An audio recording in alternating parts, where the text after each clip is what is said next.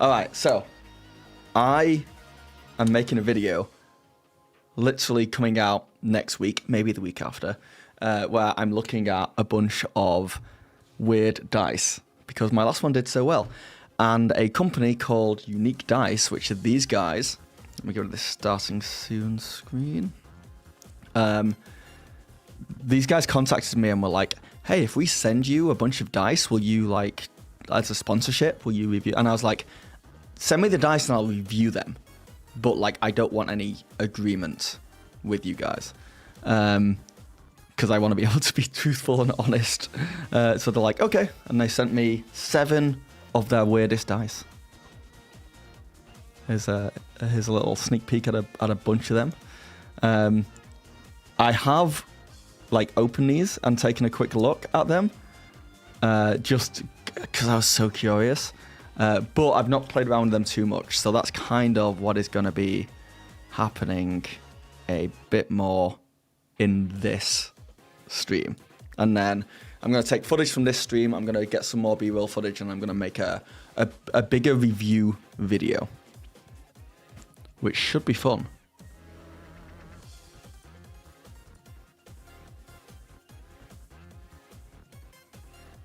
Dice Goblins gonna dice goblin. Indeed, it's what they do. Evening, Johannes, how's it going? Oh, you backed their Kickstarter for the Metal 1 dice? It's fun, but I haven't memorized the number system yet. Yeah, so, literally the Metal 1 dice I looked at last time, which is this one here. Which is really genuinely cool. This was one of the things that really surprised me when I did that video looking at the Strangest dice. Because I thought this was just going to be a scam. Fully, like. But it's really, it works, it feels great, and it looks really cool. They have sent me another one. Where is it? Hold on.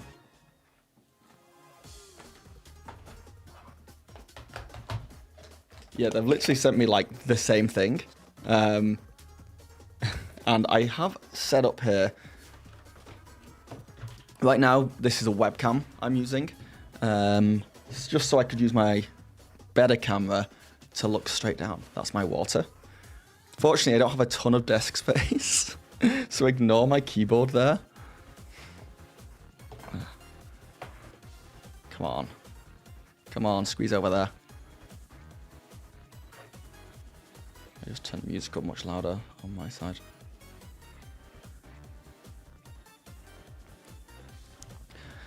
You love metal dice. You make your players use them for death saves. I don't know if a 1 dice would have the same effect. Brontosaurus, hello. Yeah, I've always been anti-metal dice just because I'm always scared it's going to damage my table and things. Because even through like a dice tray like this, I'm worried it's going to damage something. Let me get that. Come back. Nice soft, bigger over here. Too big. That'll do.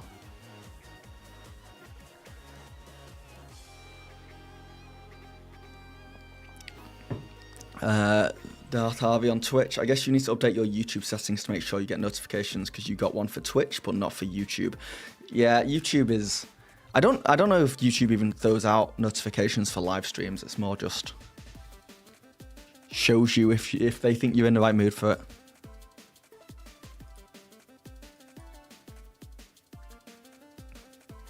How much did it cost? The Metal 1 dice, if that's what you're asking about. This was like $80, I think. And a lot of these dice are around that. They're not like cheap dice. I own more expensive dice as well once you get into gemstone dice. But these are definitely on the pricier side of things. And they're not all like the dice wand. So, you know what? We can start off actually looking at the dice wand since I already have one. And I was curious to know if the one I got was actually the same as this or a rip-off because it came in different packaging, though it looks very similar.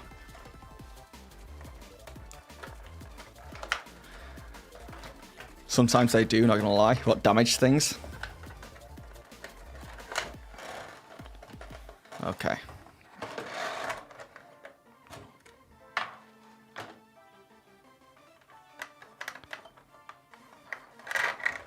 Oh, that was really packed in there. You got a metal D100 off of Etsy and thought would be light and hollow, but it is so dense. Yeah, this is heavy, man. This is like, I could keep this by the bed, and if there's like burglars who break into my house, I could do some damage. Could just sharpen the top. It's a great little shank. This feels, yeah, it's definitely exactly the same as the other one I bought. Yeah, they are exactly the same. But honestly, I think I've still not done it yet with my other one. I've got two. I could have some fun. Handing this out as a item in game that has random effects happen depending on what you turn, I think I really like. And each one of these spinny things here, so like this one is, I think, a D10, I think, at the bottom here. The symbols are, dots are obviously ones, and then the lines are fives. There's small lines, which are fives, and there's long lines that are tens. Sorry, I should say. So once you get used to it, it's easy to read them. But it's pretty cool. So yeah, so 1 dice, 2 dice, 3 dice, and then I think 4 and 5 dice all in here. This bottom bit is purely just for decoration. And then the D20 is the stand itself that you spin the sides of her. And whatever that red dot lands on, that's what you get. So that is a either a 7 or a 19. So let's pretend it's a 19. And honestly, this is just one of the best things. Now I've got 2 of them. I'm so happy because I can keep one in my D&D room and one of them up here in the room that I used to film in, because it just looks cool on the shelf. It's just, I cannot stress enough.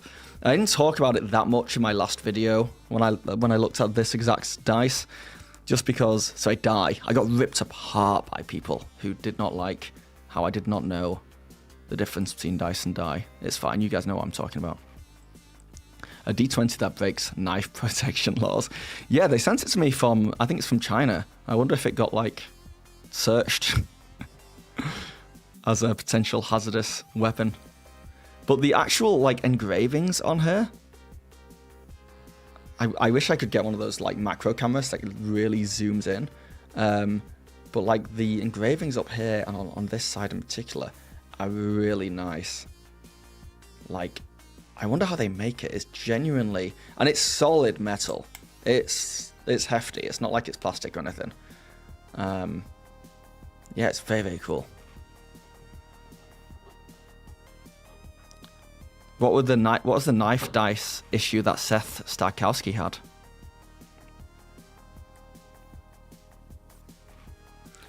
You know, Metal D100 off Etsy and thought it would be light. No, we've done that already. Imagine a player dies in game and you put out this. Yeah, I think with a lot of these dice, and I found it with my last video, the stranger the dice, the less likely you are to ever actually use them to roll. Yet, it's not like they're pointless. They are like, it's a collection thing. It's like, I have gemstone dice, which I love, and I do not regret buying, but I never really roll them, ever.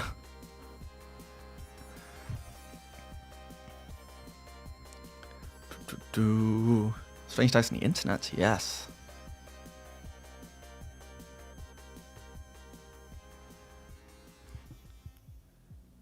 Oh, and he had dice that was held horizontally, it wasn't balanced. I think this is for the people who are really into dice, I guess. May throw me out the window here, but I don't care that much about balance. I care about balance if, like, quite literally, it's obvious. Like, it always rolls the same couple of numbers. But in general, I'm not someone who buys dice and then immediately fills a glass full of salt water and make sure that they are completely balanced. It doesn't matter too much to me. Yeah, some dice are for playing and some are for when a friend reaches into your dice bag and you say, not that one. Yeah, we don't roll that one, ever. All right, so that's dice 1 of 7. And next up, they sent over some more, like, I guess, let me get rid of this packaging.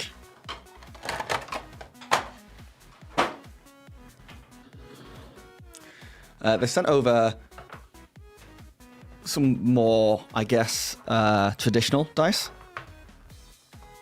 Thank you, Agile Monk. No, that means a lot. I cannot believe how many people have come out the woodwork since I made that video about me not knowing if I could continue full time.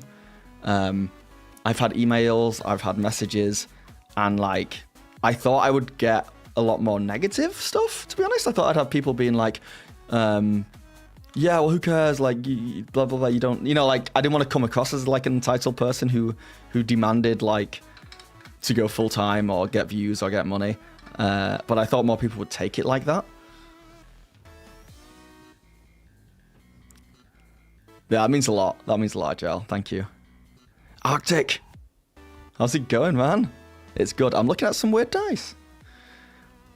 All right, so these are some of those hefty ones I was talking about. They feel chunky, metal, and heavy. And when they sent me these dice with the email, they did say for like, I think 2 sets of dice, I think it was these and another set, they were like, make sure you roll these on a dice tray. I think the idea is that I was going to review them and break my table on camera or on stream, and it would be like, that would not look good for the company. So let's find out what happens if I roll these on a relatively thin dice tray.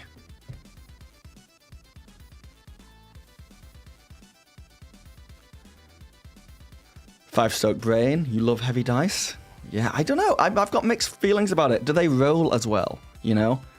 I find like heavy dice, you kind of roll them and they stop real quick because of the weight, which I guess some people like, but I think I prefer a bit of a roll. All right, let's see how this rolls. A normal roll. Yeah, it's heavy. It got a 4. These do feel nice though. Let's have a look.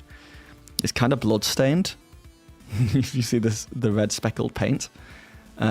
Once again, these could be another type of weapon. If this was like a... Oh, look, they actually suit each other as well. Yeah, if this was like a knife weapon, this would definitely be ammunition of some kind. Holy crap. The real question is, how sharp is the D4?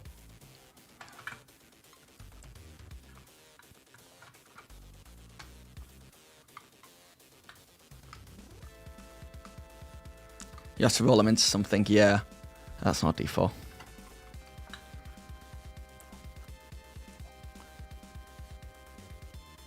They are cool. The vibe of these, I believe, is like necromancy and death. And that's the vibe they give. It's like a skull on this one. Dice launcher up next. Oh my god. I want to do a video about that because on Etsy, I saw a dice crossbow. And I want it so badly. But I also don't want my D&D games to become like this dangerous thing where people lose eyes often. But, you know, buyers dice. Yeah, the skull imprint on all of these. Check out the D6. Come on, autofocus.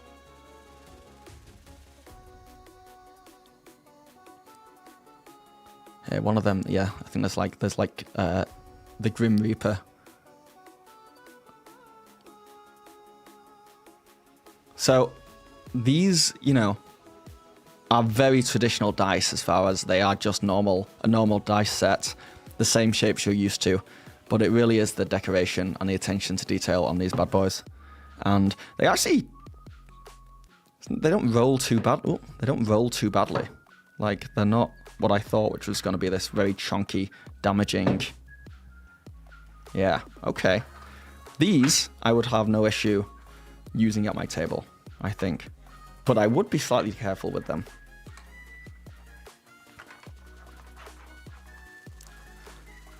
Yeah, alright, let's take a moment and look at this dice crossbow that everyone was talking about then, because... dice crossbow Etsy. What is this? Hold on. I'm sorry, we are getting sidetracked. A hex cat dice catapult.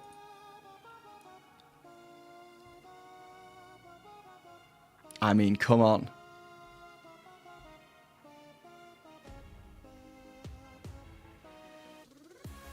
That's so cool. Okay, so that's an example of what I was actually looking for was the dice crossbow, which I guess. Oh well, there's dice guns. Here's the dice crossbow. Okay, guys. Next video, I'm looking at dice. After this one, it will be things that fire dice. Because there appears to be a lot. Yeah, I wanted two-stroke brain. I do wonder, like, what the full distance is like on one of these. You'd hope it wasn't too far. Because you want it to, like, roll in your dice tray, probably. You don't want it to be flinging across the room.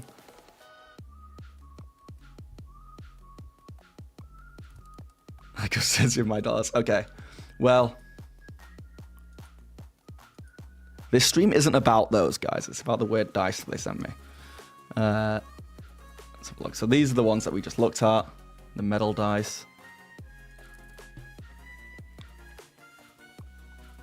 In fact, it's these exact ones. Made from a zinc alloy material. Durable and wear resistant. Yeah, I believe it. Jesus Christ.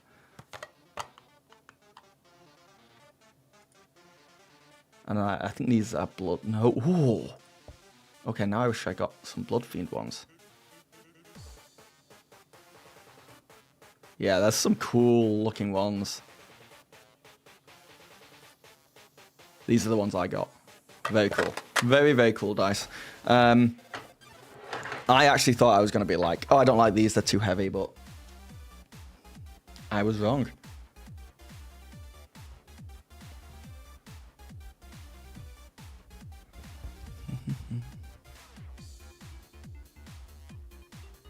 Saw someone DIY the crossbow dice. That could be I would love. I'm so bad at DIYing stuff, and then I wanted to make a video series about me trying to learn. I'd love to like make a dice tower, for example, and maybe one day I'll be able to make my own dice catapult. So we'll see. All right, next up. Oh yeah, this one's fun. Alright, so this one is unique.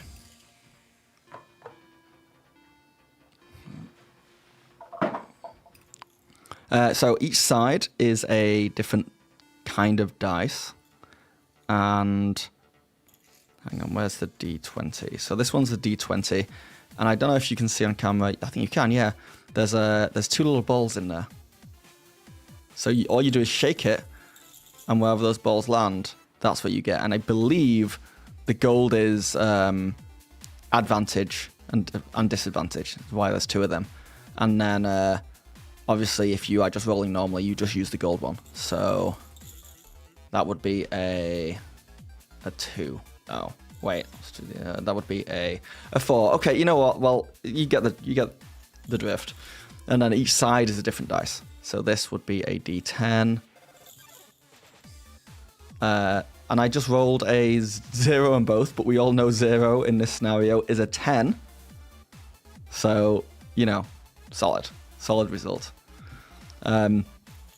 This thing is also quite hefty, and the temptation to roll it is really high. I feel like if you I don't know how, like, it feels durable, but if I was to, like, throw it around, bang it against the table, I don't know. Yeah. But obviously rolling it, you wouldn't get anything out of it. Like, if I rolled it, it would just be like, okay, I end up rolling a d6. I guess if you wanted randomness in dice as well as roll, you could do that.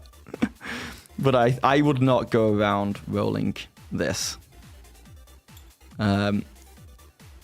This, once again, fits in that category of, like, would I use it that often at the table? No, I'm sure there's some DMs who would straight up ban something like this, because it's not, it's not a dice. As far as, like, a typical dice would be, but it's a random number generator, and I think this is, once again, something that would look cool on my shelf. Oh, I didn't even notice that it literally has the image of whatever dice you are rolling on the side there. That's very cool.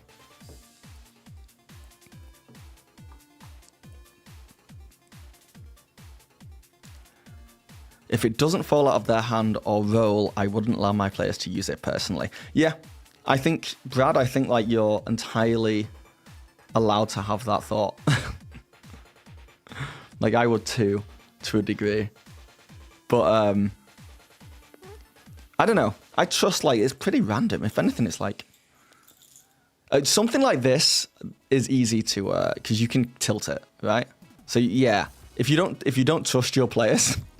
Don't let them use this, because they can totally, like, tilt it to one side and kind of, like, help themselves a little bit, but, luckily it's not a straight up, like, 1, 2, 3, 4, 5, 6, 7. Like, the numbers are randomized like they would be on a dice.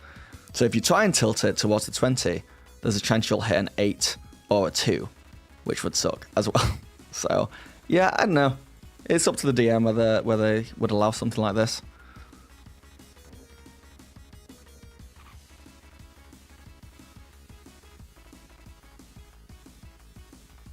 Spinners take a while and can slow down combat a little bit. I like that the shaking is so quick. That is true. This is one of the fastest, like, it's done, It is solid. Be fun for, like, initiative or a countdown or something like that. True. Yeah, there's a lot of stuff you can kind of get creative with these kind of things. Yeah, one of my players is an engineer, and he would totally try to calculate getting a spinner to land on the right number. It's one thing to try and calculate it for fun, but it's another thing to use that kind of power to advantage. I think we should straight up ban engineers from being at our table. Fun facts about dice: the opposite sides add up to 1 more than the max of the die. Oh. Wait, what? The opposite sides add up to 1 more than the max of the die. Well, I'm not even looking at an actual dice here, so it's hard to tell. But I'll take your word for it. If you're too smart, you can't play D&D. It's not fair to the rest of us. My thing is, if I am trying to, as a DM, I'm creating part of the world that I don't know a lot about, like some kind of plant ecosystem or something like that, and you're more knowledgeable than me, you can't make fun of me for it. You can't be like, oh, this plant would never grow next to this plant, or something like that. It's not allowed. That's not allowed. Opposite of 20 is 1. Oh, I get you. Opposite of 19 is 2, and it's 21. Right. I hear you. All right. Next up is all right. I've got some really cool ones. Like, this big box here is a very cool one, and this one here is also incredibly cool. So what we'll do is, I don't remember which this one is, so let's take a look at this one.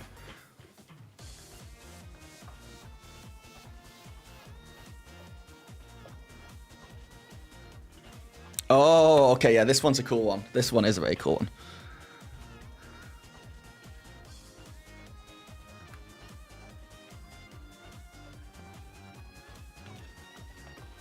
Yeah, I think let's team. The DM has to, like, be as smart as, if not smarter than, every other player at the table. Otherwise, it doesn't work. No, that's a lie, because I would never be able to DM. Alright, so this guy, despite looking like... I don't know if we have any Doctor Who fans in chat right now. But there's a Doctor Who episode where he has like a stopwatch. And I don't know, it gives off that vibe. Timey-wimey. It's full of cogs and things. You have this one, Age Bronze, spins so smoothly. Love it. Let's give it a go. So, on the side here, it says D20, D10, D8. So the top, and there's like 3 rows. So it's D20, D10, D8. And then if I spin the bottom here, it rolls it. And it comes to a stop pretty fast. So I got an 8 there, almost a 20, but no cigar. And then if I turn it round, it's got a D12, D6, D4. So it's got all the dice that you could ever possibly want. And it's easy to spin. This is genuinely... I've played around a lot with these kind of like all-in-one dice. Like even this one is obviously one of the all-in-one dice. And this one, they're all kind of these all-in-one dice. This is like the first one I would feel comfortable just being like, I'm going to grab it and put it in my pocket and take it to like a D&D event with me. Once again, engineers are not allowed to touch it. But apart from that, it's pretty sweet.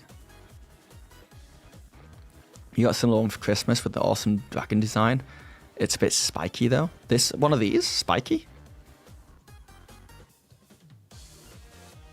Yeah, it's got some kind of a mechanism that slows the spin down. So no matter how like fast you go, it kind of comes to a halt pretty fast. Unlike something like this one, where if I spin it, it's like you're there for a while. Like you are creating kinetic electricity that could power a small village. Still going. So this one you kind of have to stop yourself. So no engineers. I'm just gonna blanket that. No engineers are allowed. But this one, yeah, definitely. They've like taken feedback on board, I guess, from this. I presume this came afterwards, and this one will stop. Obviously, you can be like, oh no, you can't actually. If you just tap it a little bit, it still spins a fair bit. Yeah, it's kind of. Yeah, it's very cool. What do you guys think about the look of this one? It comes with a ton of different colours as well. I think I would prefer more of a less underwater / purple blue vibe. I think I would have preferred more of a bronze look. Like something that was a bit more situated in like history. But I really like the shape and feel of this. This is sad. I'm going into engineering. You're fine. You just can't tell anyone. You just... If people ask what you do, you either have to lie or tell them you're not allowed to say.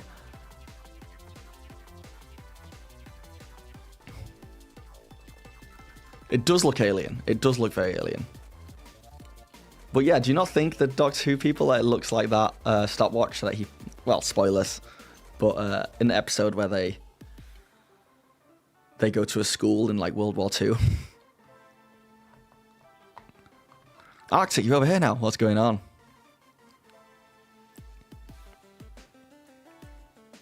Alright. Let's have a look. I should have got like a tier list so we could rank these. But you know what we can do? At the end, we can kind of rank them depending on like the dice that you think is the coolest and most unique that you'd use. Well, we've already been through that. Most people wouldn't use most of these. But I'll put them in order at the end. But for now, let's look at this next one. Dun, dun, dun. This tin that is kind of a... Oh, they're falling around inside it. Is part of it. Is part of this whole package.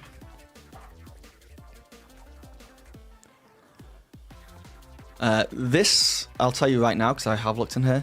This is not a traditional D&D dice set. I think this would be better used for some kind of sci-fi TTRPG. And you'll see why almost instantly. Oh. This came out All right, so this dice set is all space themed. It's, I believe the actual description is that it's like colonizing Mars. So everything's just a weird shape. And what I really like about these is, for example,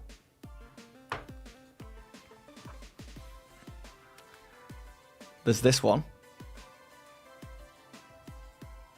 which is a D10. And once again, engineers be quiet. You would just roll like that. And then wherever it lands on, so that's a 7, you're happy to go with. But what I really like about this, and what I'm going to be using these for, is that this could totally be some kind of barrel as a mini on a play space. You could like use this as terrain, which I really like. I mean, obviously, what comes to mind is like, this is an explosive barrel. You know, if my players hit this, it will explode. And I just think that's so cool. I think that's so great. And it's a dice, so you can roll it. In fact, I just came up with this idea now. I'm going to go off to my cam so that I can feel smart, even though it's not that smart. But this is a barrel that sits on as terrain when you're playing. And if a player hits it, they roll it. And that's how much damage it does to a like 30 feet area, right? I'm very proud of myself for that. I think that's a very cool thing. So you do use it to roll. It's like, oh, you hit the barrel, roll for it. You do, only 1 damage. Nice work. Explosive barrel with built-in countdown timer. That's even better. That's also very, very cool. That's how many rounds you have before it goes off. That's really cool. Yeah, there's a lot you can do with that.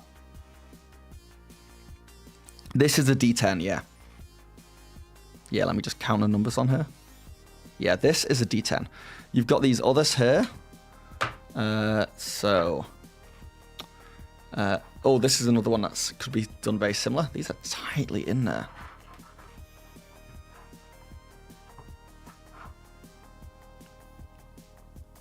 Another futuristic barrel.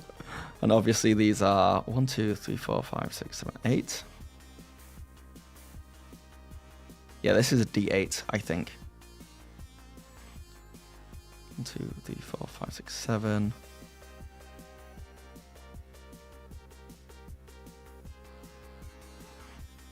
Yeah, D8. And I guess this one is like the 1. But once again, it can just sit as terrain. You could even put these on top of each other. So I think that's just very cool for that kind of thing. But then the others, similar thing. So look, this is a D20, and this whole deal is,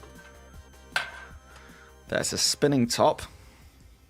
Oh, it's not going to spin because it's on foam. I don't want to spin it on this table naked. Hold on, let me try it on. Yeah, there we go. And then wherever it lands, and it lands pretty quick, and it's whatever's facing up, and that is legitimately a 1. But yeah, this is, once again, it's just a spinning top dice, honestly. But it's really cool shaped. And to the same degree, this is the percentage dice. And it's also a spinny top. And you could also use them as terrain, no issue. Ooh. I think you've got to get good at spinning these ones, because I'm bad at it.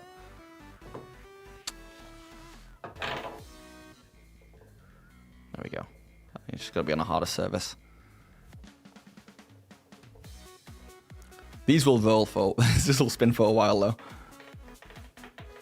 Alright.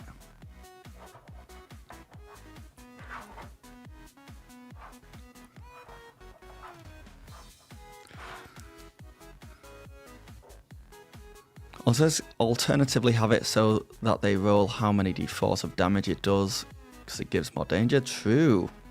Agile Monk, dude, thank you so much. No, don't. Please don't feel the need. If you need that money, keep the money. But thank you, Agile Monk, for the $4.99. Genuinely. It will help, but I never wanted to seem like I was asking for money. But phenomenal.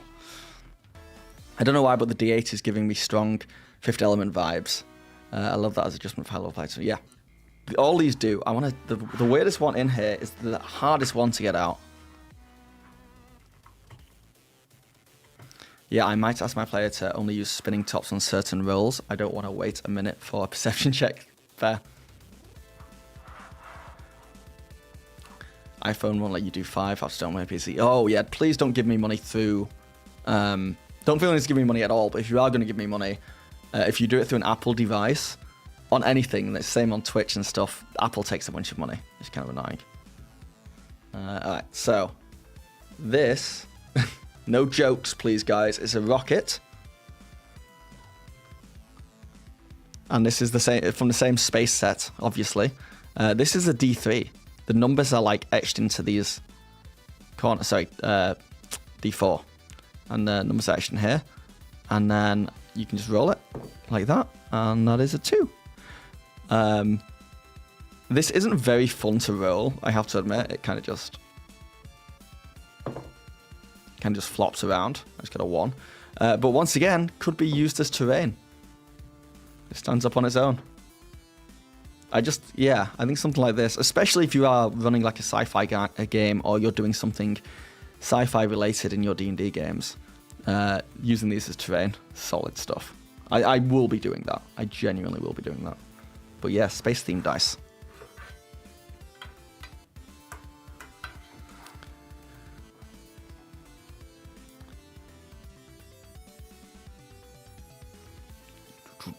Okay. Oof. We can sit on there like that for now. Save room. Because we've got some big boys coming up. Apple, yeah. Grr. Okay. What do you guys think so far? Space one's cool? Spinning one cool? Or are you team, these aren't dice and would not use? Alright, 2 more left. Only 2 more left, sad face. But these guys, which as you can see, I pulled out and put in the box the wrong way around. But we'll ignore that for now.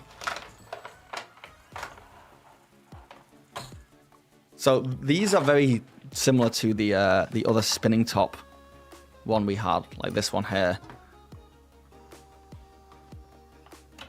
But there's a bit more of a manual kind of thing in this. They are literally roulette wheels. I was about to say I wonder why they've sent 2 of them, but it's because this one is a D20 and a what's that now? D4, a D20, and a D8? No, D10.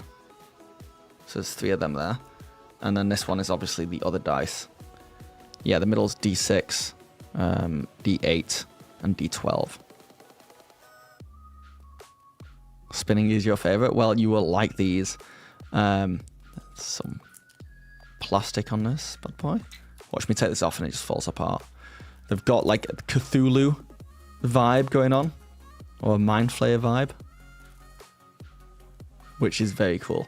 Like, these guys do a good job, like, of decoration. They obviously made sure to have their website on here. If anyone wants to scare themselves. I don't blame them for that. And then this one also has some plastic on it.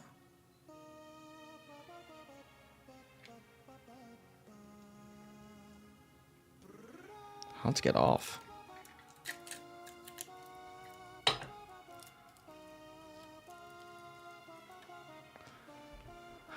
One second. Like a bot on Twitch coming in and being annoying. I would like to get rid of.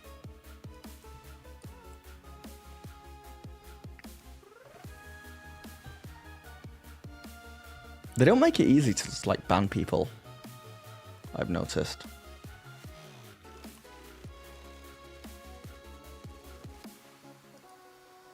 Block.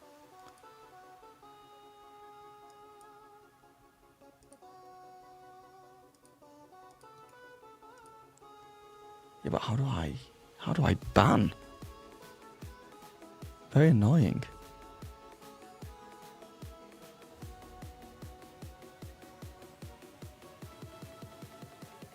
Oh, well, I can sit there for now. Very, very frustrating, but whatever. What can you do? Please ignore that, guys.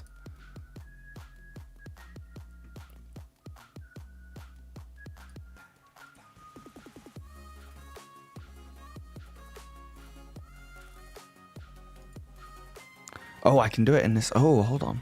Yeah, ban user. Get out of there. Okay, I like that. I like that a lot. Once I get this multi-chat system working, because that's what I use there, once I have YouTube in there, my life will become a lot easier. Okay.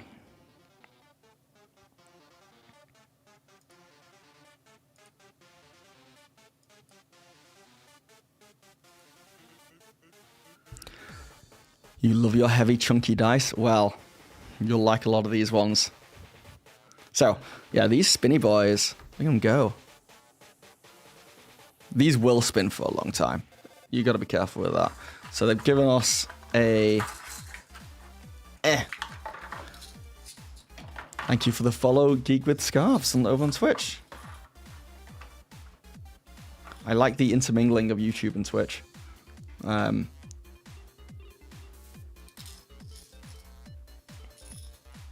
Alright. Come on. Come on, open. Open sesame. I just know what's going to happen. I know I'm going to get this open and there's going to be balls everywhere. Oh.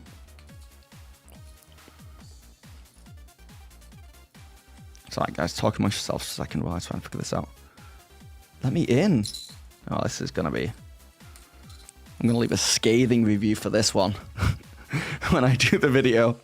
Cannot open. And then there'll be a comment being like, you just turn it slightly and it opens. And I'm like, oh.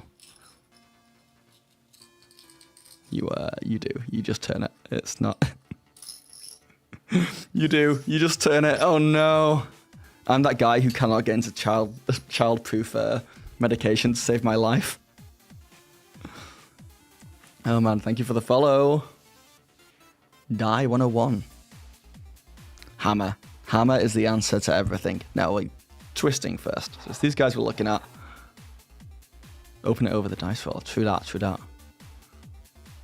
Alright. So it's a bunch of little balls. And I just want one of them to start with. I wonder why they've sent so many. There's different colored balls as well. So you can do like advantage, disadvantage. And there's different sized ones as well, which is interesting. But I've got one in my finger here. And the idea would be that I start... this one's a D20. I would start spinning it.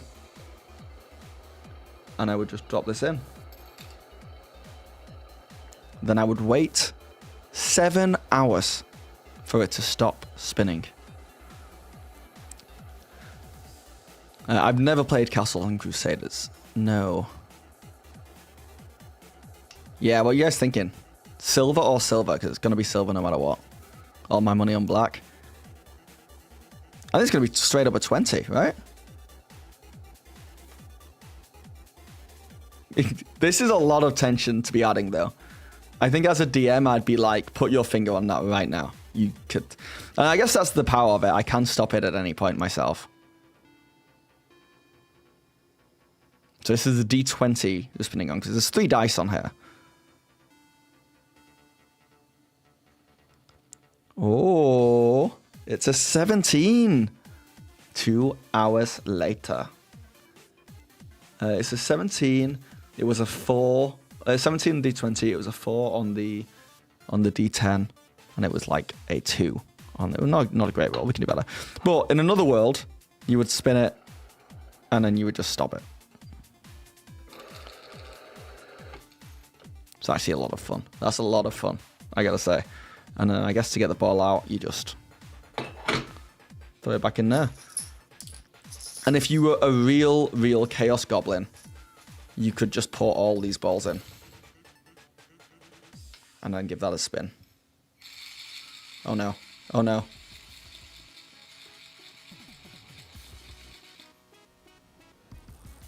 Congratulations, guys. You rolled every single number. This was a mistake. This was a mistake.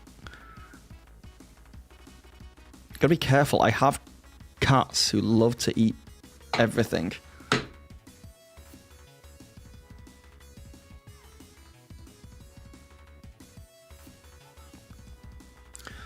You think I wasn't on a D20 ring? It's the same ring for all of them. If that makes sense. One of them came out and like hung out up here, but they all sit just in the middle, and you just use the things as indicators. Oh my god, this was the stupidest thing I've done to date. I want to see. Oh no! Oh no!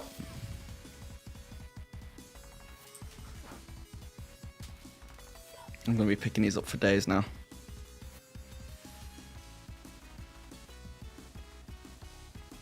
For days. Scathing review. No, that was operator error for sure. Apart from that, fact, it's like I can use my cats later to find them because they will hunt them down, but also to, oh my god, they're on the floor. They're on the floor, guys.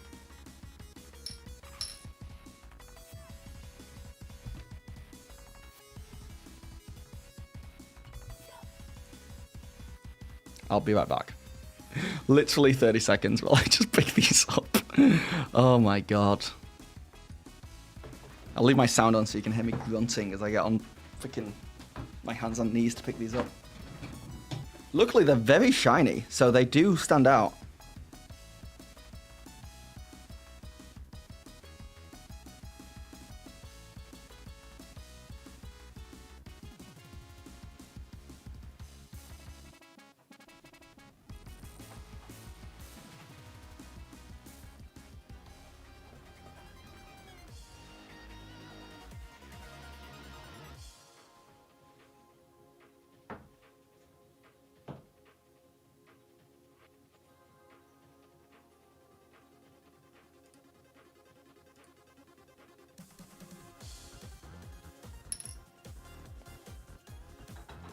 I literally can't believe I did that. I was being set up for disaster though.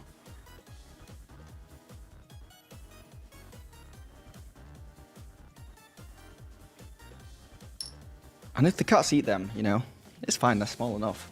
I'll just find them in the cat litter. Why did they give me so many balls?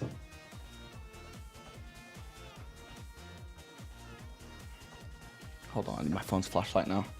Like, come on about them being shiny. A lie. They are not easy to see. Luckily, my whole desk's on a slant, so they all roll to like the same area. Problem is, every time I move my keyboard around and stuff, they roll further.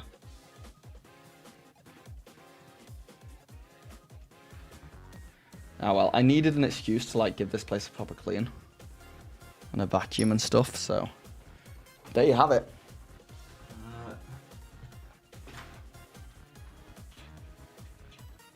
Luckily we have one more dice left to look at, which we'll look at in a minute, and that is less likely to cause such complications. Ah yeah, after oh man.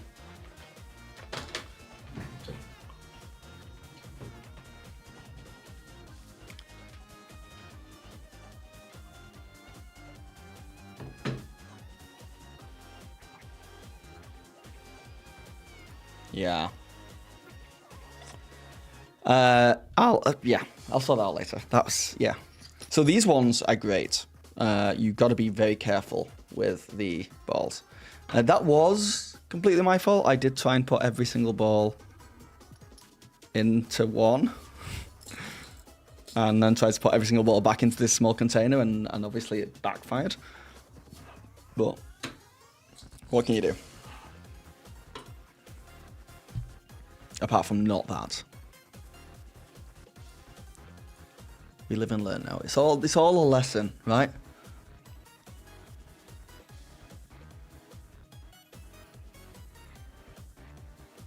The best part of rolling is suspense, and it lacks that. Which one? The spinny one?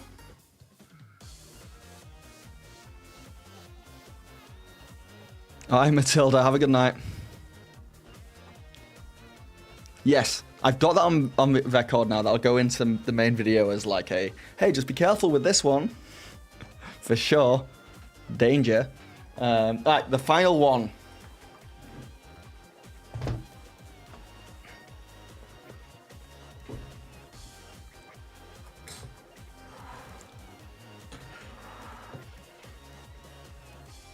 Is this guy. This is really good for something like a gunslinger. Geeks with Scarves, thank you for the subscription with Prime over on Twitch. That's awesome. Yes, this is where I do just ask for money, because it's not your money, it's Amazon's. If you have Twitch Prime, aka if you have Amazon Prime, you get a free sub on Twitch that you can give out. And if you haven't given one out yet, I'm here for that. I'll take it. If not, that's fine. But just a gentle reminder. Gentle reminder. I sound like I'm sending a work email. This is the revolver thing indeed, Wild Walker. I feel like this would suit your name, Wild Walker.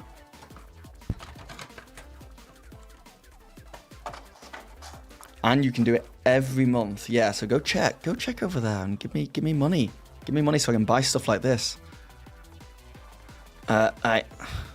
Okay, come on out. So this bad boy is a classic case of something that is more decoration than dice, I think. But what a goddamn nice decoration it is. So, believe there's this button here. It should unclip this. Oh, hold on.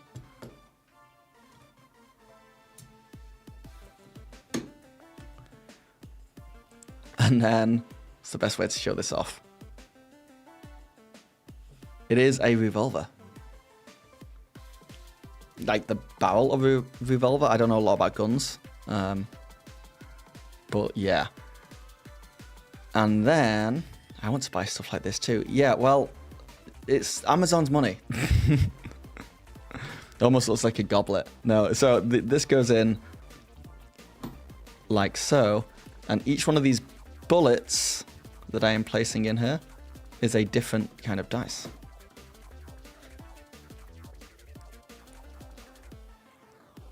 This one's two different types of dice. This is a D20 and a... Hold on. No, this is a D20. Sorry, there's 10 numbers on this side. There's 10 numbers on this side. And I'll roll it in a second to show you what happens.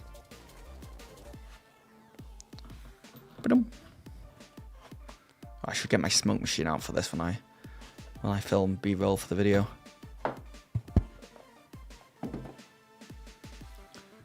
So the whole point of this whole contraption, all of this, is purely decoration. This is what holds the dice. So you can close it up, oh, and it flings back open. You can close it up like this, and then this sits on your shelf, I guess, or you bring it with you. It's kind of cumbersome to bring with you to like a D&D night.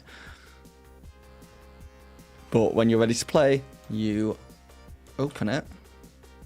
It's gonna fight me now, like so, and then you grab your dice tray, like so, spin it,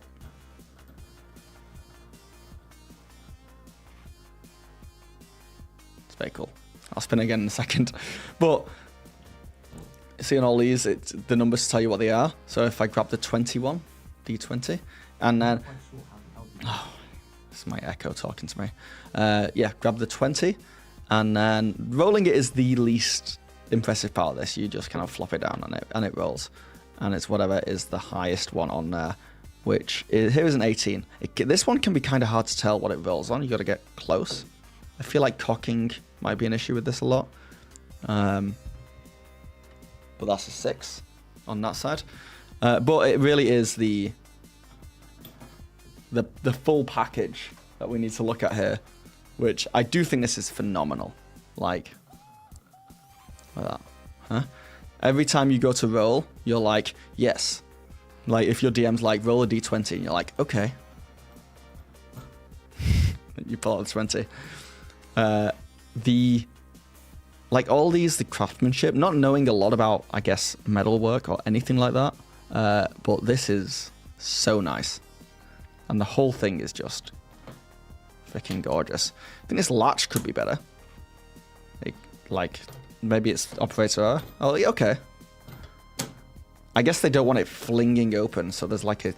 You kind of got to lift it open a little bit. And when you close it, you got to push it down. No, I think this latch could be better for sure. But it's pretty cool. The clicking, you hear that?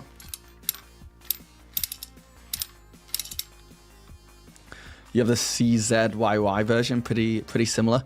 Cool. Have you found any use for it outside of decoration? But this is a cool thing to leave on my freaking shelf. This is very cool. This will become like up there with this. It's just something that I'm like, I'm never gonna roll, but I'm definitely gonna use for decoration. No, just a display piece. Yeah, Bill, I'm with you on that. But what a display piece. What a display piece. Your gunslinging warlock would love it, Arctic. I bet they would, yeah. Lethal Smile. Yeah, this is... I mean, it's not easy to... It's not difficult to use, I think. I think it's just this latch that the latch could just do with, like, a little bit of work. Oh, you know what? I think it is just operator error. I think it is just... The more I get used to it... Nope, there it goes again. Stay closed. No, okay. Okay. Honestly, I don't imagine ever closing it, though. I feel like when it's on display, it looks cooler like this. I think it looks way cooler like this, actually. Like, just imagine this sitting on the shelf. Like, yeah. Oh, yeah. He swapped his revolver for a sniper once. He got Eldritch Spear, but he would still love it. Nice. How much is that one? Well, we can go through prices, because I don't actually know. Let me get rid of that BRB. So this is the website, so we can actually see. So, holy shit, this is down to 39 bucks. This one. Oh, that's a cooler color. I like the bronze color. This guy is 65 bucks, which does seem like a lot of money for a dice. This one dice, Stop the Presses, it says here it's $8. And I can only presume that's a typo. I can only presume it. Yeah, 79. Man, isn't there some rule that if it says something on a website, it legally has to be true, or am I making that up? Is that a myth?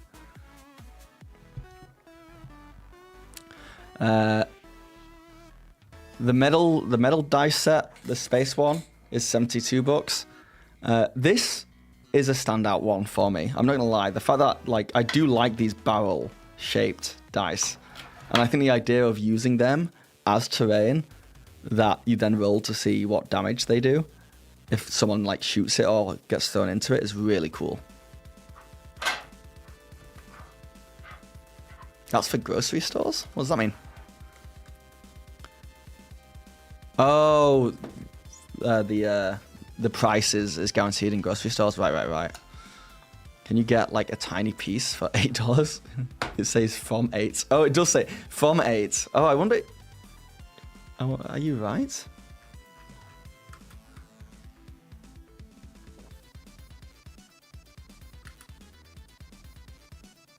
I don't know. Oh, black walnut box. 1 dice not included. I think you nailed it.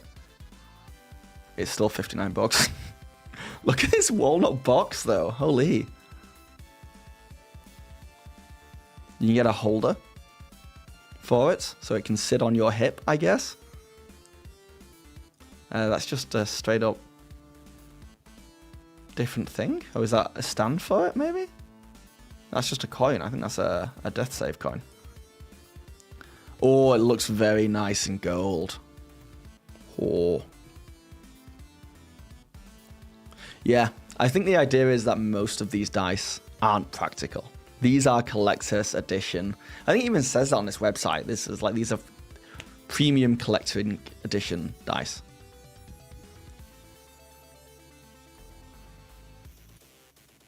But this dice one, like, I gotta say, it works, you know? On like every level it works. It's a beautiful, beautiful piece to have on your shelf. And you can roll it and it gives you a number. It gives you a randomized number. It just takes a while to spin.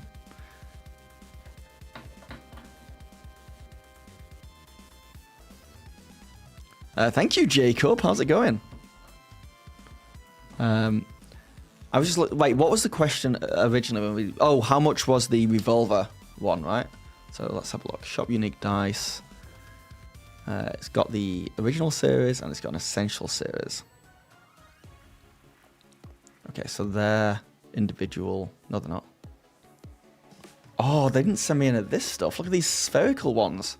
Oh, you can't see the spherical one. There you go. Look at these round ones. Holy, it's so good. Okay, I didn't get any of these ones. I didn't get any of the unique essential series. These are the ones I got. I got the unique dice original series. Oh, I didn't get a coin. I do like coins and stuff like that, to be honest, just for like 50/50s. It's a coin element that costs $8 by itself. Right. Thank you. Yeah. It's still, I don't like that. I don't like how it doesn't give you the actual dice, like the price. I don't like the from thing, but, you know, it is what it is. Yeah, we look at all these. The revolver one isn't in here, though. Metal dice, maybe?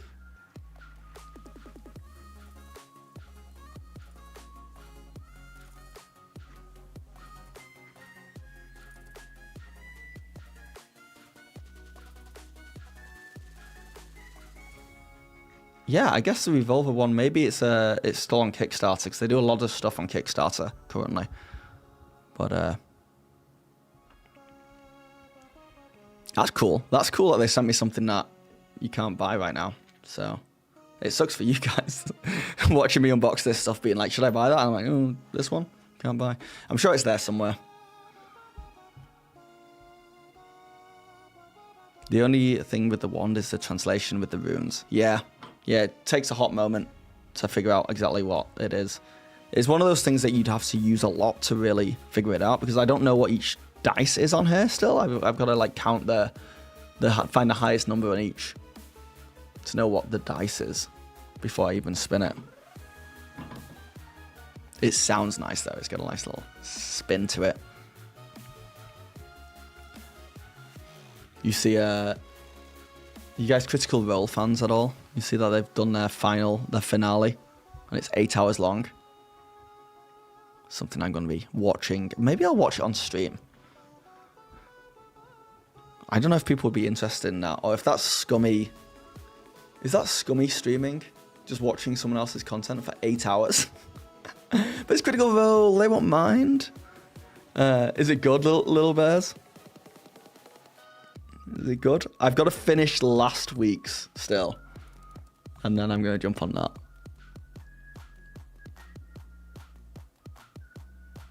If I live streamed it as well, I have to make it very clear that, like, hey, spoilers. If you go into this stream, I'm reacting to the final episode. Alright, so what do you guys think of these? If you had to put them in order of how good each one is. Enough space here. let me take one of these out so we see it.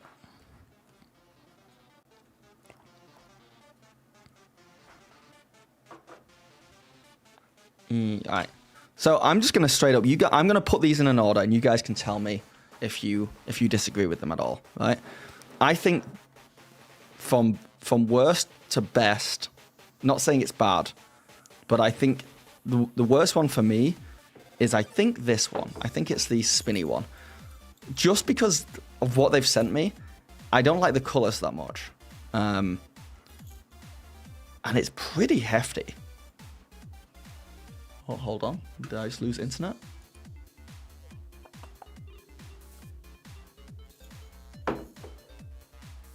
I think I'm good on Twitch, but something happened on YouTube.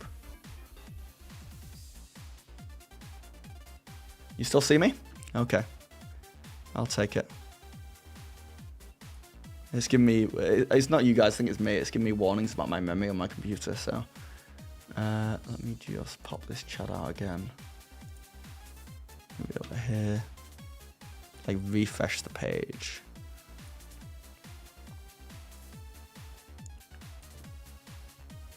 There we go.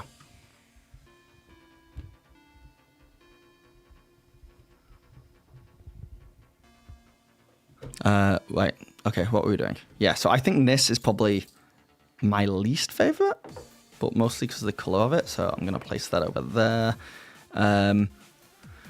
Second up has to. I have to think about these spinny ones before I made the mistake of dropping 100 tiny bear ballings. Wait.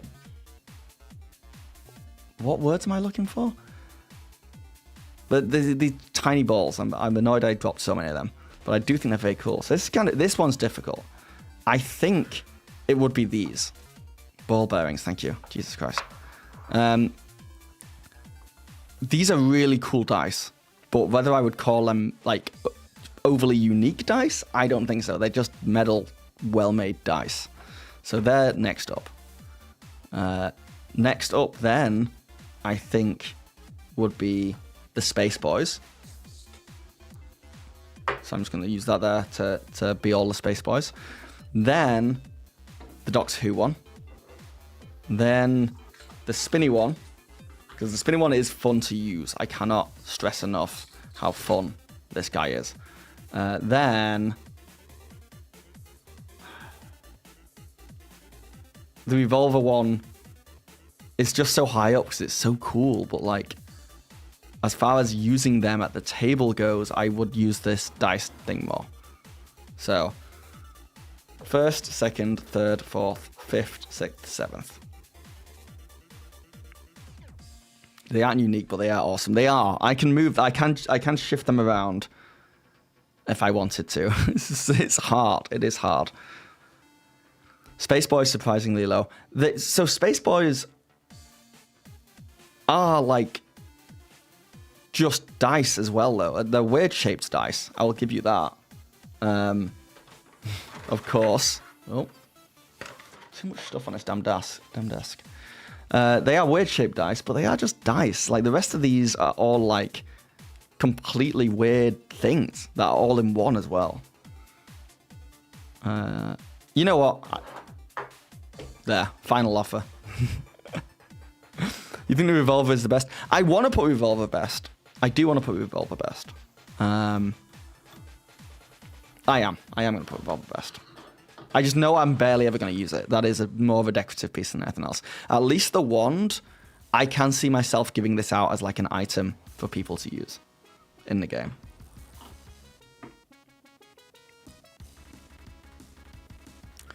You're surprised the radioactive one isn't above the ball bearings? Really? The ball bearings are cool, though. I just want you to look at this again, right? And tell me that, like, that's not a cool, like, item. Apart from you got to wait for it to end spinning. I'm not going to put the ball in there just because of history, but, yeah. You like the Doctor Who shell the most? Interesting. You argued against your interest. Yeah, I'm happy with this. I'm gonna have a proper think about it. I will be making a full video looking at these dice with like an original unboxing of them, and it's nice to like hear your guys' thoughts and stuff as well. Multiple people are like, team, this is the best one, not just because it's Doctor Who, right? It's because you like the actual design of it. I think I'm shooting myself in the foot a little bit just by being very biased against the color. I think if this was the bronze looking one, this would be much higher, you know. And oh my god, imagine if this was also had a clock inside it. If this was actually like a pocket watch as well as all this stuff, I would legitimately carry this around with me. This would go in my pocket. So imagine if it was. I just didn't know. No, it's not. No, it's not. Can also be used as an item and doesn't take too long to spin. That is true. That is true. As far as like, if I was a DM and I was like giving these to my players to spin, the traditional dice or this would be my favorite. You're all in with them. All right.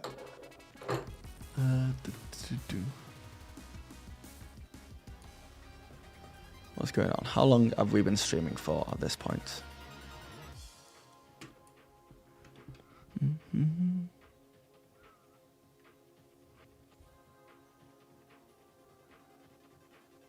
Not even that long, like an hour and a half.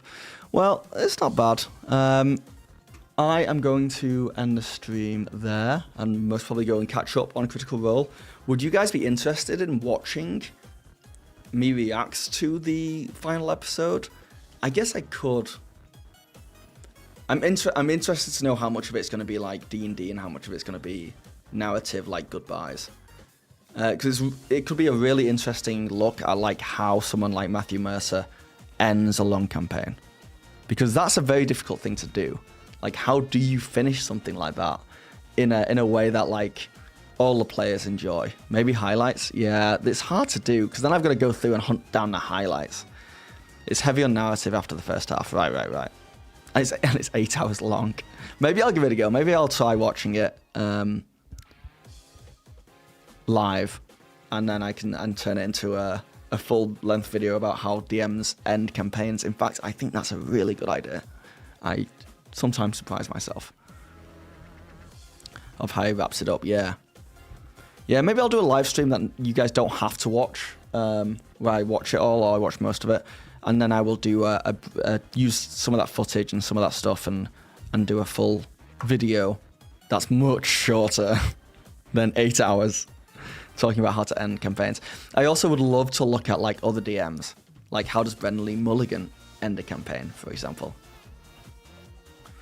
Where does one start Critical Role? I think it's pretty common if that's a genuine question.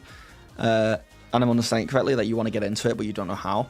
I think there's a pretty common consensus that starting at the beginning of campaign 2 is a great way to get into that world.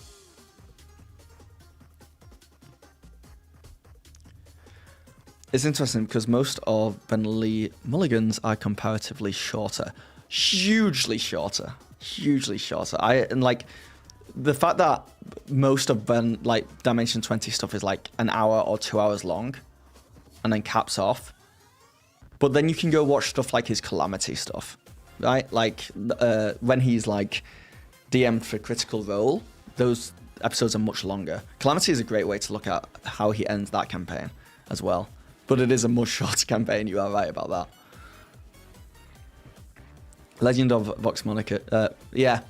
The Legend of Vox Machina show, which is phenomenal, by the way, I love that show so much, is a great way to get into that world as well. But I wonder how, I think it's more enjoyable if you at least are aware of Critical Role a little bit. I would watch like a few episodes and just get the vibe of the characters and the people. Say dragon and 10 dragons spawn. Have I mentioned that before? Are you looking at my notes? I have like a list of live stream ideas. I must have said that before. And I was like, if we played a game of D&D, either with you chat as like my players, or if it was like an actual play, but chat can like, yeah, just make things happen in the game like that. Like if someone says this word, that thing happens. I think it'd be so fun. Hey, I found you today. Just wanted to drop in and say hi. Say I wish you all the best, whether you do full-time or not. Thank you so much, Sam. That means a lot.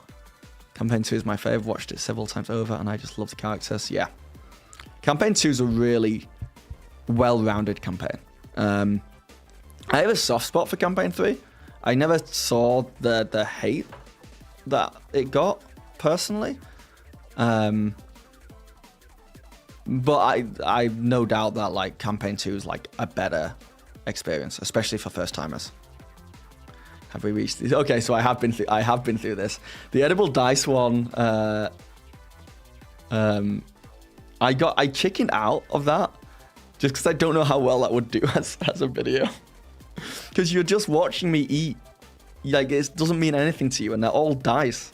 It's not like they're different.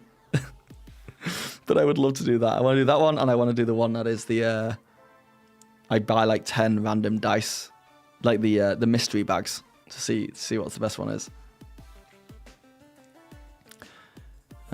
Campaign 3 was more plot heavy, for better or worse. I think it's a more interesting narrative, end of worlds kind of story.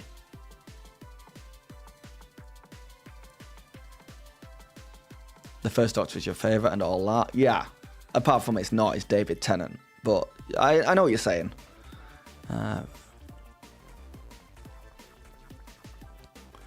My issue with it is not an issue at all. I just connected instantly with the characters of Campaign 2. I haven't been able to do that the same with the characters of Campaign 3, yeah.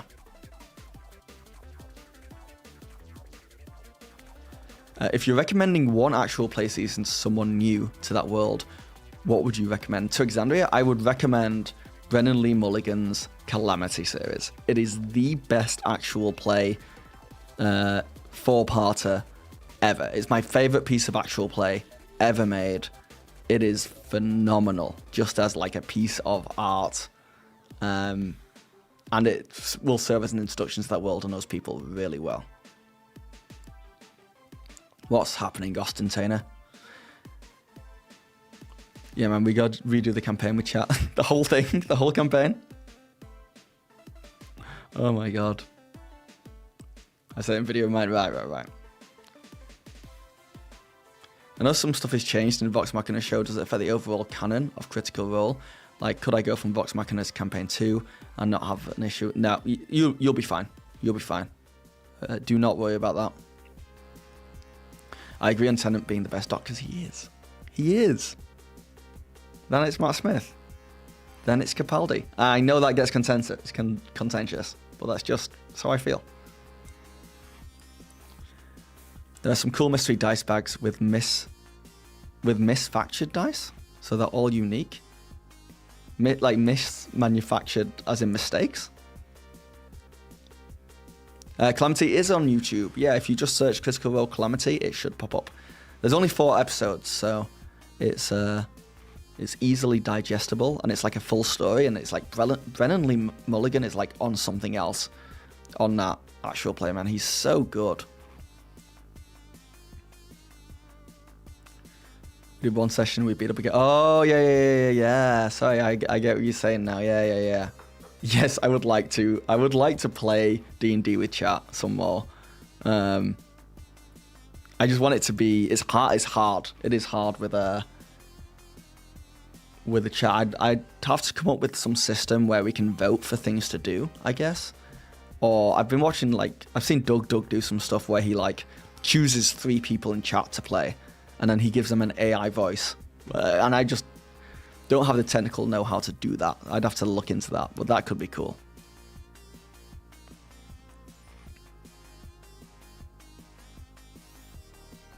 You thought about a video on non-Wizards of the Coast campaigns, e.g. Dungeons of Drakkenheim, for those who want to play D&D but want to explore other campaigns, but don't want to homebrew.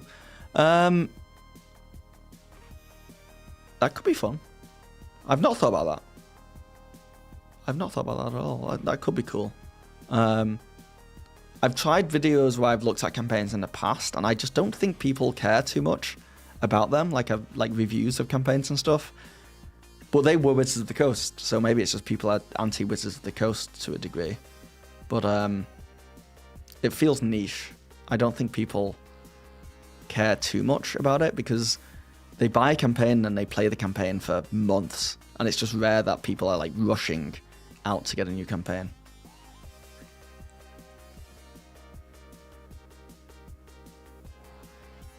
Sorry for my writing, you're German. No worries. I'm sorry for my speaking. I'm English, I'm just an idiot. I could probably make code that did that. Hey, Arctic, if you can come up with a way that I can do that stuff, let me know, because I'd love to. Doug has his chat picking software on his GitHub, I think. Right, but he's also a coder, right? He's also coding a lot. I'd love to see you do a series on specific GMs and break down their style and use clips as evidence support. I've done that a fair bit, I think. But yeah, I plan on doing more stuff like that. I've tried doing it where I've looked individually at like Brennan Lee Mulligan. I tried something like that, and that did nowhere near as well on YouTube as looking at multiple GMs in one video. I don't know why. I think people like love and hate different DMs. So having lots of DMs in the same video means like a wider audience. But yeah, like I have a video that I rewatched recently from like 2 years ago.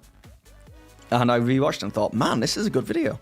And it didn't do that well, but I was like, I was proud of myself. And it's the one about the best Dungeon Master in the world. And I just look at Matt Mercer and Brennan Lee Mulligan and Abria, and I break down those three. And I break down how they narrate. I break down how they communicate. I break down, how they how they're rule lawyers. And I don't know, I think it's a really good way to like figure out your own style of DMing, looking at those three, because they actually DM very differently.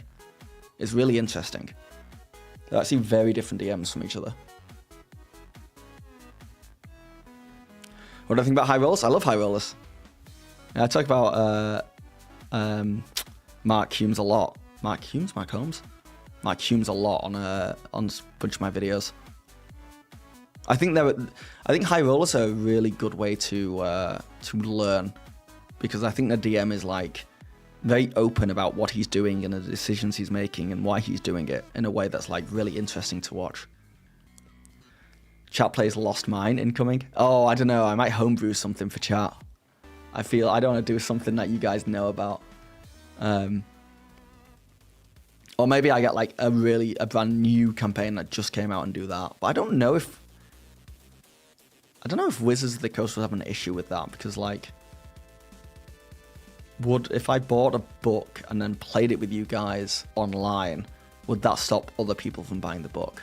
It's not difficult for you. Okay. I'm down to look into it more then. You love that video? Thank you. Yeah, I rewatched it because the whole thing was like, I was trying to write a new video and I'm like, what did I do in the past? And then I was rewatching that one. And yeah, I talk about Matt, I talk about Brennan, I talk about Bria, but I talk about each one like I've forgotten about the other ones. And at the very end, I'm like, you're the best DM. And it's a bit, it's the friends we made along the way, but like, it's nice. Like when enough time passes when you've made something and then you've forgotten it. So when you rewatch it, it's like you're rewatching someone else's video. It was kind of like that. ChatGPT game with chat using votes for actions. I think ChatGPT is still terrible I don't mean that there's no like agenda there about AI or anything. I just mean like actually it doesn't have the capability to remember far back enough to play a proper game of D&D. But I could test it. I could be a tester. I could be wrong. Do it with DeepSeek. I'd love to see what DeepSeek is like. Would it be something you would consider looking into techniques of small online DMs mixed with bigger hitters? Totally. And I've tried that in the past. I've looked at like smaller DMs and what they're doing. The reality is they're kind of hard to find in a sea of YouTube and a sea of actual players. And when I make those videos, I obviously have to watch a lot of actual players, and actual plays are long. So it's a time-consuming process. But yeah, I would love to... If I thought for 1 second that I could make a video that only looked at like small DMs, I wouldn't heartbeat. I'd find that so interesting. The reality is people click off. If I make a video about someone they don't recognize and I talk about them, a lot of people tend to click off. And when they click off, or they skip that section to find someone they recognize, it really hurts the video's performance. So kind of a slave to YouTube a little bit in that degree. Your favorite starter tool has been glass beads for placeholders for PCs, points of interest, magic items, spell. Yes. Cheap on Amazon too, yeah. Low budget D&D, that's a video. And that's in there. Like it should be a video. Worlds Beyond number is interesting because there's a lot cut from it, but it's also different from Brennan's style in Dimension 20 because it's just less railroaded because no time constraints. The little I've listened to of Worlds Beyond number is that Brennan like really hands when he's DMing, he really hands the reins over to the players and allows them to really flesh out the world and their characters and everything themselves rather than him being in the driver's seat fully the whole time. Which I think is really cool. What's up, Cool Cylinder?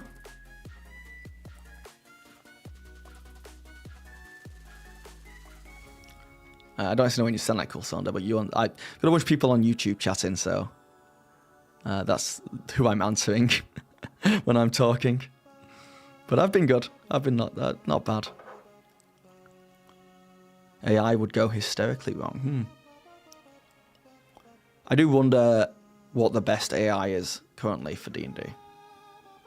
They must have something out there that does a good job, surely.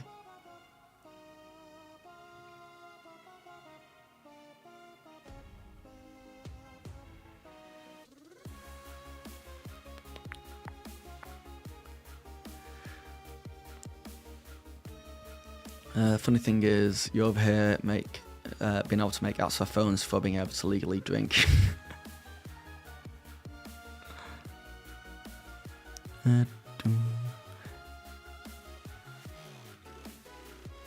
Oh yeah. There's a lot of chatters on YouTube. I really appreciate it, guys. So yeah, Twitch is like the quiet zone right now. If you think I'm not answering you on YouTube, it's not. Don't take it personally. It's just I'm missing your messages.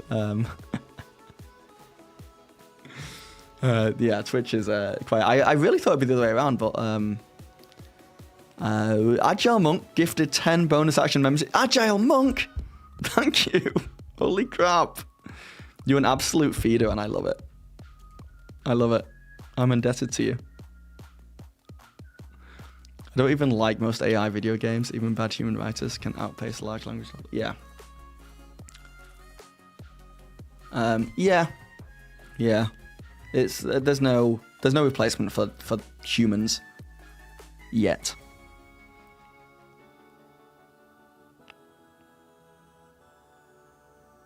Some love to the bonus action community. I appreciate it, and I'm sure everyone else appreciates it too. Thank you, Agile. I need to do more stuff for members. Would you guys be interested in member-only stuff? Or is it kind of like, why not, like, leave members for, like, people who just want to support me, and then everything I make should just go out to everyone kind of thing? Just fourth of people like, yeah, you're all members now. By the way, what is the cause or reason for hate against AI usage in D&D? What are the fall pits that cause people to lash out against the use?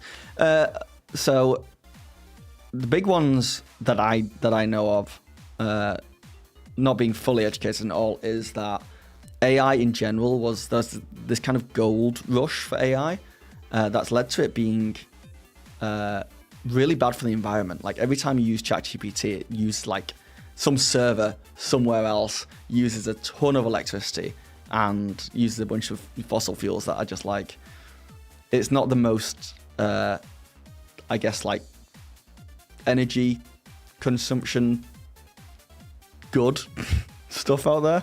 And then the other thing, the big thing, I think, especially with D&D community that is hit, is that there's this whole copyright thing where AI was obviously looking across the internet and looking at anything public, and some stuff with full-on, what's it called? Full-on burning marks saying, like, don't copyright this, you can't use this. And it would just look at it and it would just use it. And sure, it would create something like unique and original, but it was using and learning from people that never got asked if that was okay. And it's kind of hard. It took me a while to wrap my head around exactly what the issue was, but there's just no laws yet. We're just going too fast. And I think if we get laws put in place with copyright and we figure out a way that everyone can be like credited legitimately, then it'll be in a better place.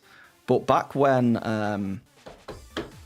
is it Ben-Hur? There was like a movie that came out in the early 1900s, and it was incredibly successful, and it was based off a novel, and they didn't get any permission to make this movie. They just adapted a novel to a movie. They didn't get any permission for the movie. They didn't talk to anyone. They just made it, and the movie made tons of money. And the author of the book was just like, what the hell? You can't just take my book. And they were like, why not? We just took what you did and it inspired this movie that we named the same thing and did all the same stuff. And there was just no law yet. And it hadn't sped up to take into account that motion pictures could do that.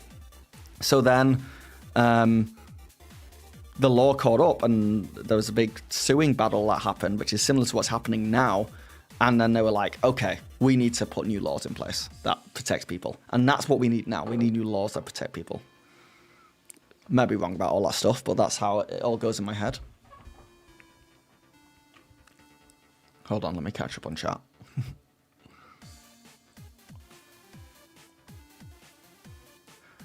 AI steals content from artists and creators. No good DM AI, new target set. We got this. I use AI to jumpstart an idea, but even then, it's not great. I'm like not anti AI. I've used ChatGPT. Like, I do think it's coming to stay. We just need laws in place, and we need to figure stuff out before it like becomes the go-to.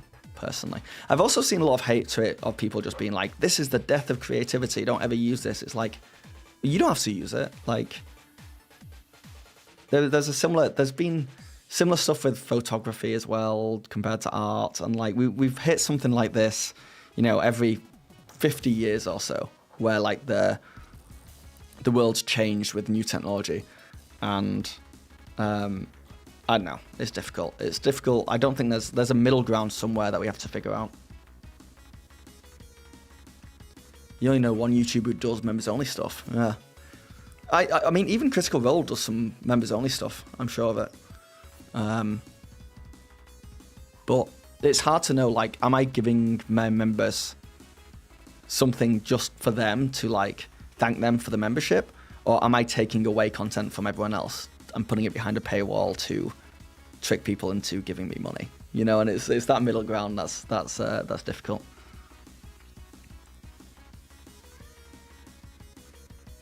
Yeah, like one ChatGPT email uses a bottle of water. Is that true? That's crazy. Watermarks. Yeah, what did I say? Burn-ins? Similar stuff. But yeah, watermarks. Good point. It's the case for everything with these language models. Read today that Meta's AI was trained on 82 terabytes of taunted bugs. Yeah, it was just getting in everywhere. It's getting in everywhere. And like, I get the argument of like, oh, it's like a lot of this stuff's public and it's just learning from it, just like humans do. Humans can look at a piece of art that someone else did, and they can learn exactly how they did it, take it apart, and make it a very similar piece of art. But like, AI just does it on a level that is just, we just need proper laws to protect it because it's cheating fundamentally.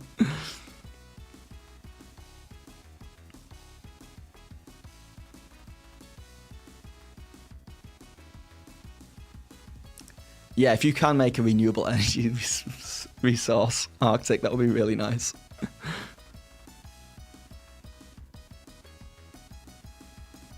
I talked about AI in my latest video. It's really contentious, and it's like, as a content creator talking about it in this space, I talked about AI and I was like saying like, I don't like it, but like, it's coming. Like, we're gonna have it. It's gonna be a big part of D&D, whether we like it or not. On the whole, like as a player or a DM, you can choose to use it or not, but the industry is gonna adopt it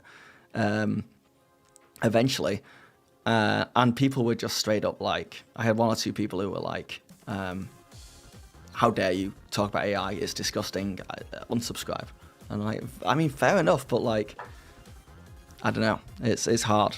And I know other people who have if people have a pro AI or a anti AI, there's a real war going on, which seems unnecessary to me.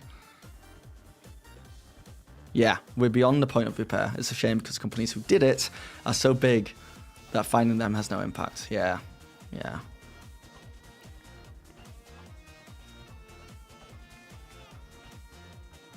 It's a mix and match, yeah.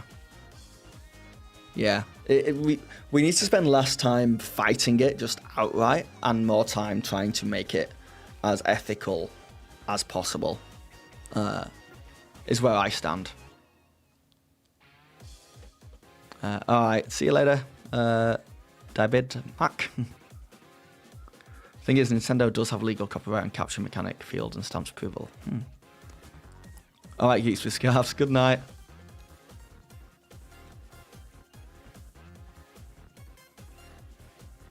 Doug does a really good video about the laws and patents surrounding AI.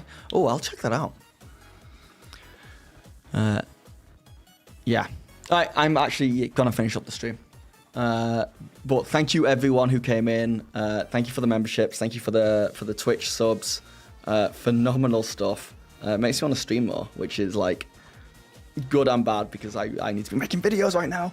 But if I can figure out a way to sustainably use Twitch streams and YouTube streams to make videos, like I'll use a lot of the footage from this one today in a video, then hopefully you'll start seeing more streams.